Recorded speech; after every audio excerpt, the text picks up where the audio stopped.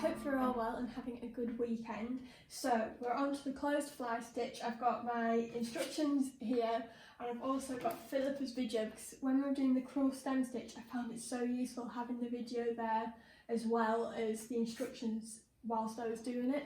So I thought that was how we would do it again today because I definitely found it useful and hopefully you will too.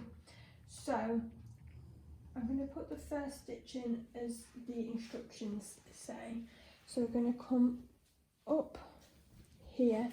I remember Philippa saying in different instructions and on the video, to come slightly above the blue line and then I'm going to come down here.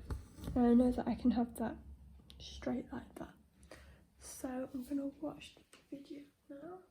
Now we're going to work single thread closed fly stitch on the glass, crown, thistle and rose design.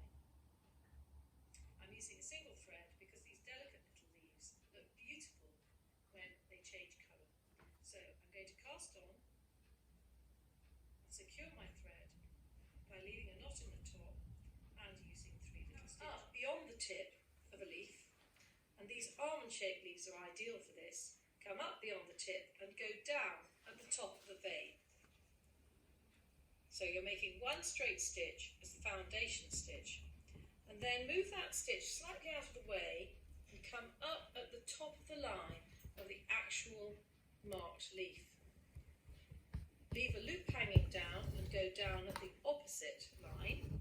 Now I use my second finger to hold that loop out of the way, and then come up through the base of your first stitch and bring your needle down, dragging it towards you slightly, and just tension that stitch. So you've made a V shape with that second stitch. Now hold that down with a couch going down, so just one single stitch going down through the vein of the stitch. Now I like to come up behind each stitch as you work down this leaf, and that covers the edge beautifully. So just come up, doesn't matter which side you come up on, one side, go down on the other, and come up at the base of that couch stitch and make another one.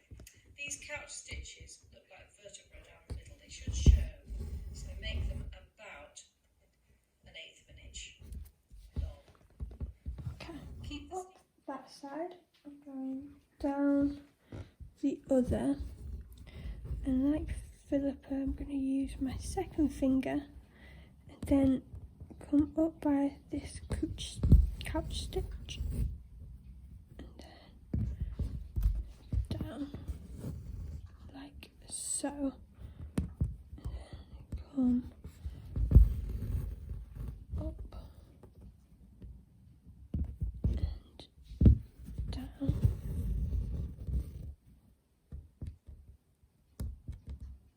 I don't think I made that couch stitch quite big enough.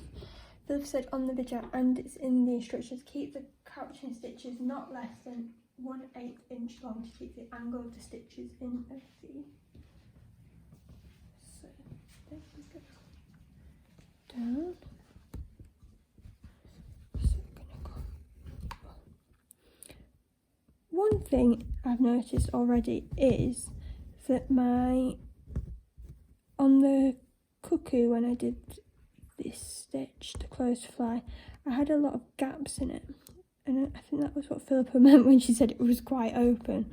So I'm hoping that this means that I'm doing it better this time.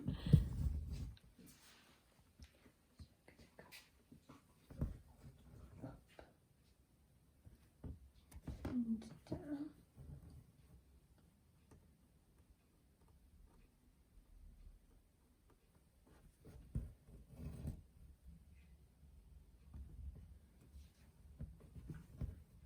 Do my last stitches for this leaf. Oh, got myself in a knot here on the last one.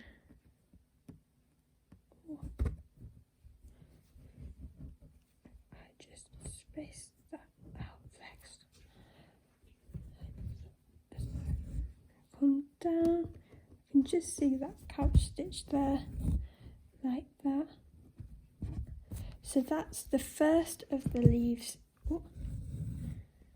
done. That's a lot better. I'm not gonna lie, that's a lot better than the ones I did in Wordsworth's Cuckoo. So if you were watching Wordsworth's Cuckoo, I hope that you've seen an improvement.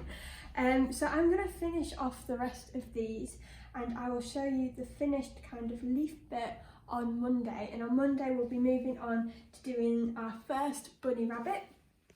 So we'll be doing this little guy tomorrow, and then we'll be just about ready to move our linen for the first time and move on to another bit. So I'll see you on Monday.